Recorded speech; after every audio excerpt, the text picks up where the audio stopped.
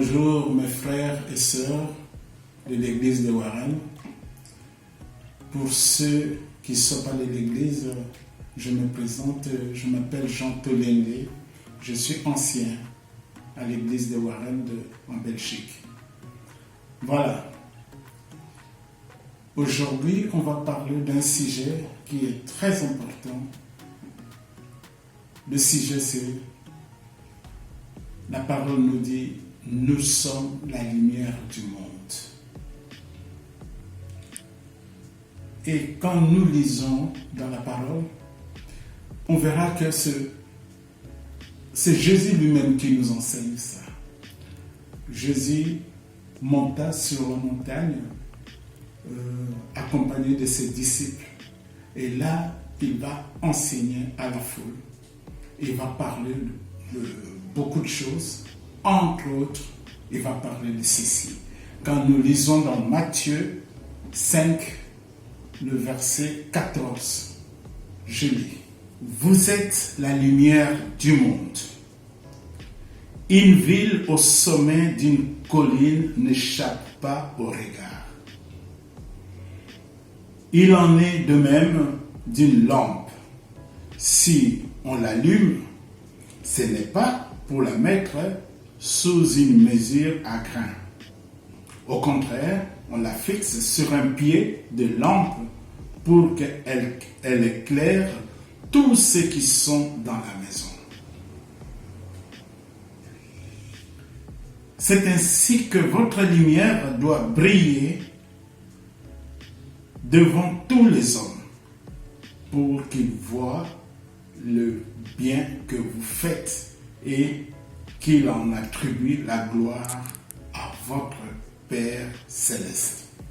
Voilà, c'est ça ce que Jésus dit, que nous sommes la lumière du monde. Et c'est une certitude, il est dit calmement, il est dit clairement que nous sommes la lumière du monde. Si nous lisons dans Jean 8, le verset 12, je vais lire.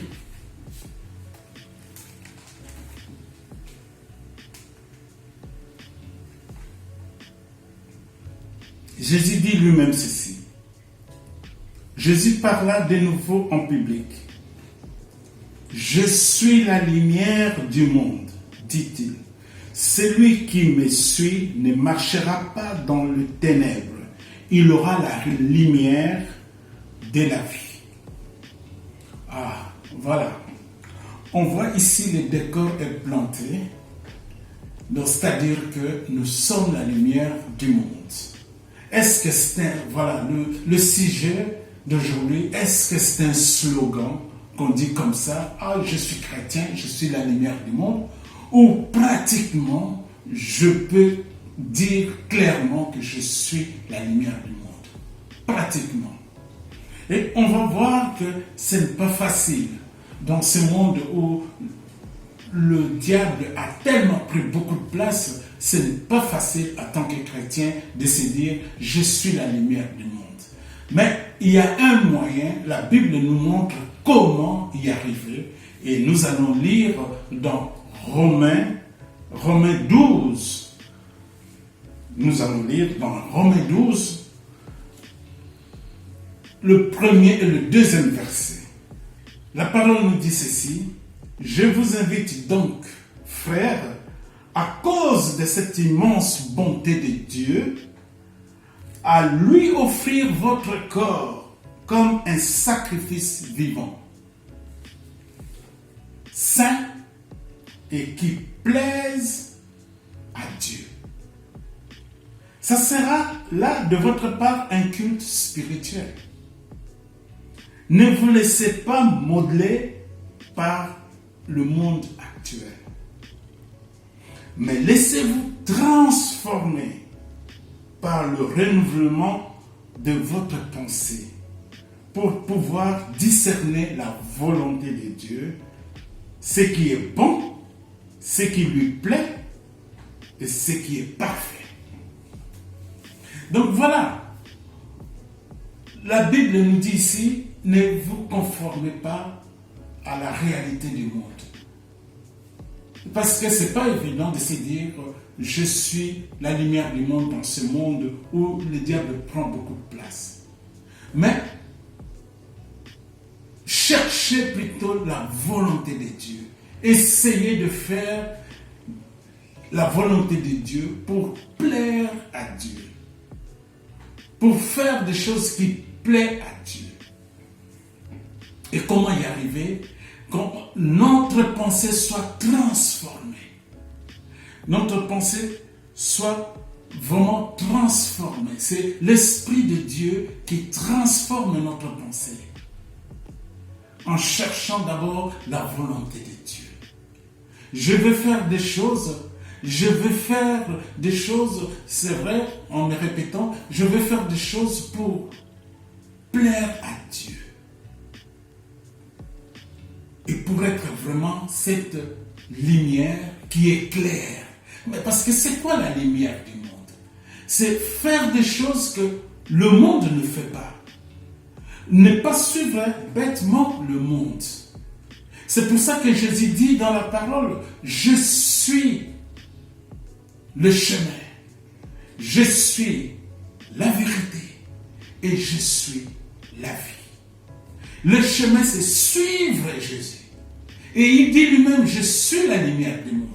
Donc, tu es capable d'être aussi la lumière du monde. Et pour ce fait, on regarde dans la vie de Jésus, quand il était ici sur terre, il était tout le temps dans l'obéissance de son Père.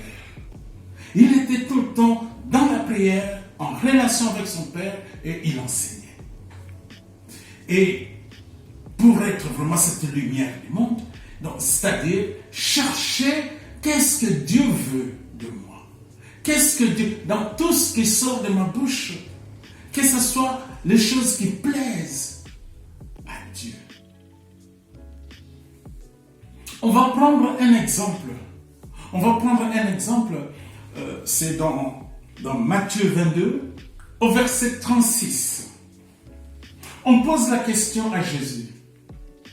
Maître, quel est dans la loi le commandement le plus grand? Jésus va répondre, tu aimeras ton Seigneur, ton Dieu, de tout ton cœur, de toute ton âme et de toute ta pensée. C'est là le commandement le plus grand et le plus important. Mais il y en a un second qui lui est semblable. Tu aimeras ton prochain comme toi-même. Voilà. Jésus parle ici de l'amour. Il dit, tu aimeras ton Dieu de tout ton cœur, de toute ta pensée, de toute ton âme, de toute ta pensée. Mais il y a un autre commandement qui est semblable. C'est aimer son prochain. On doit faire la nuance ici. On doit vraiment insister ici. Jésus ne dit pas que tu dois aimer ton frère en Christ. Non, ton prochain. Tu aimeras ton prochain comme toi-même. Et nous savons, dans notre exhortation précédente, on a parlé de la fidélité. C'était un des aspects du fruit de l'esprit. Et l'amour, c'est aussi un aspect du fruit de l'esprit. L'amour, ça c'est important. L'amour, on va voir l'amour dans le monde et l'amour, comment l'amour, la Bible nous demande d'aimer notre prochain. On va voir ça, il y a une grande différence. Et si on arrive à aimer notre prochain comme la Bible nous demande, on a déjà fait un grand pas pour dire que on est la lumière du monde. Et on va lire ça dans 1 Corinthiens 13. 1 Corinthiens 13 parle de l'amour. Et lisons. Je vais lire, mais c'est un peu long, mais je vais lire. En effet, supposons que je parle la langue des hommes, ou même celle des anges. Si je n'ai pas l'amour, je ne suis rien de plus qu'une trompette claironnante ou une cymbale bruyante. Supposons que j'ai les dons de prophétie et que je comprenne tous les secrets et que je possède toutes les connaissances, toute la connaissance, pardon. Supposons même que j'ai dans toute sa plénitude la foi qui peut transporter les montagnes. Si je n'ai pas l'amour, je ne suis rien. Si même je sacrifiais tous mes biens et jusqu'à ma vie pour aider les autres, au point de pouvoir m'en vanter, si je n'ai pas l'amour, cela ne me sert de rien. L'amour, voilà. Comment l'amour dans la Bible? Comment l'amour, la Bible nous demande pour qu'on arrive à dire que je suis la lumière du monde. Voilà l'amour. L'amour est patient. Il est plein de bonté. L'amour, il n'est pas envié. Il ne cherche pas à se faire valoir. Il ne s'enfle pas d'orgueil. Il ne fait rien d'inconvénient. Il ne cherche pas son propre intérêt. Il ne s'aigrit pas comme les autres. Il ne trompe pas le mal. L'injustice la crispe. La vérité le réjouit. En toute occasion, l'amour, il pardonne. Il fait confiance. Il espère. Il persévère. L'amour n'a pas de fin. Les prophéties cesseront. Les langues inconnues prendront fin.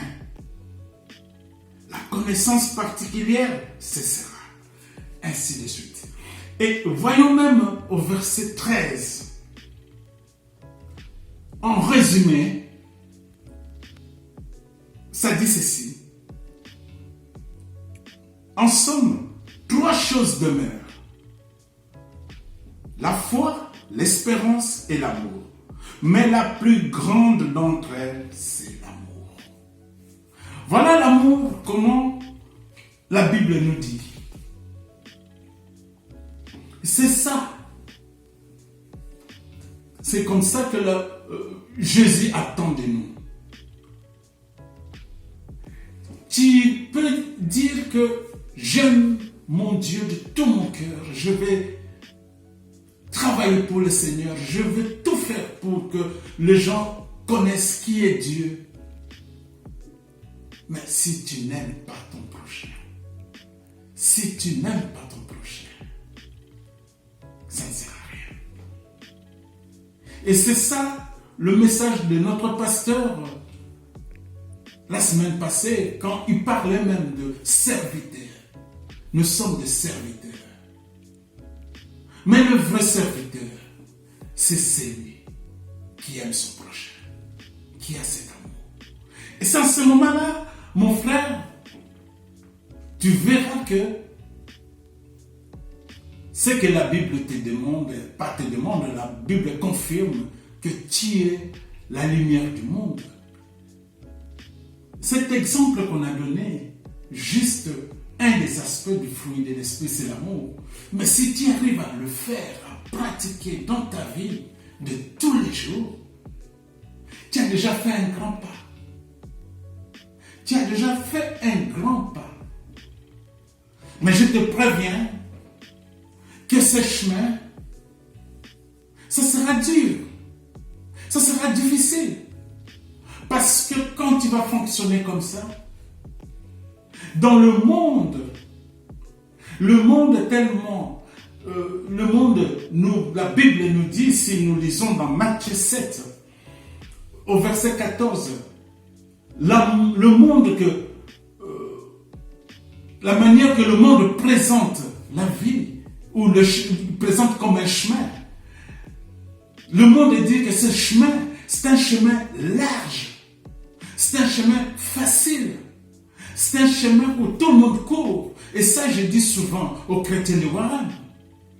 Le chemin qui mène, que le monde nous présente, c'est un chemin, c'est comme un combat, où tout le monde court, tout le monde cherche à arriver le premier. C'est ça, le monde. Et en cherchant, en se bousculant, certaines personnes tombent. Mais le monde, le chemin que la Bible nous présente, c'est plutôt un chemin étroit. Un chemin où on va se moquer de toi, mon frère. Quand tu vas chercher à être vraiment cette lumière du monde, on va se moquer de toi. On va te mettre de bâton dans la roue, comme on dit. On va t'empêcher d'aller plus. On va te calomnier. Il y aura beaucoup de choses. Mais il faut persévérer. C'est ça ce que la Bible dit. L'amour persévère. Donc il faut persévérer. Chercher à plaire à ton Dieu. C'est l'obéissance. Obéir à ton Dieu. Obéir à ton Dieu. C'est en faisant cela, tu verras que tu as fait un grand pas. Un grand pas. Parce que qu'est-ce que Dieu attend de toi? Dieu attend un disciple. Celui qui marche. Celui qui est cette lumière. La lumière qu'on cache, que tu ne te caches pas. Au contraire, tu montres au monde qui est ce Dieu vivant. Et Dieu te fait confiance. Et Jésus te dit, tu es la lumière. Jésus ne dit pas que tu peux faire un effort pour être la lumière du monde. Il te dit que tu es la lumière. Parce qu'il sait que tu es capable. Nous sommes capables de marcher dans les commandements de Dieu. Nous sommes capables de faire du bien. Nous sommes capables de montrer que notre Dieu n'est pas ce Dieu que le monde présente toujours comme « Ah oui, mais où est-ce qu'il est? Il y a tous ces malheurs dans le monde. » Mais lui, il est là, il est puissant. Il répond. Il répond. Et son amour pour nous, ces créatures, il veut que nous soyons nombreux à se réconcilier avec lui. Et tu es, mon frère, ma soeur, tu es cet outil que Dieu attend pour aller éclairer le monde. Les gens diront, mais c'est celui-là qu'on a connu. Parce que avant, peut-être les gens savaient que tu étais un homme colérique. Mais depuis que tu as connu Dieu, tu sais que la parole te dit, tu dois pardonner. Tu dois savoir pardonner. Tu dois savoir te rabaisser. Et l'homme colérique que tu étais avant, tu n'es plus cet homme colérique. Tu es cet homme qui est tolérant maintenant, qui écoute. Et les gens vont se poser la question, mais comment? C'est en ce moment-là où tu montres que tu es la lumière du monde. C'est en ce moment-là où tu peux témoigner, ce n'est pas moi. C'est lui qui a changé ma vie. C'est lui qui a changé ma manière de fonctionner dans la vie. C'est lui qui a changé ma manière, mon regard même pour le monde. En d'autres termes, je peux conclure parce que le temps, on peut pas aller plus loin parce qu'on gagne le temps. Je peux conclure en te disant, mon frère, ma soeur, si tu arrives à faire juste ce que Jésus te demande, aimer ton prochain, c'est déjà un pas. Et à ce moment-là, tu peux dire dans la pratique, je suis la lumière du monde. Donc ce n'est plus un slogan pour moi. Mais dans la pratique, je suis la lumière du monde. Que Dieu vous bénisse.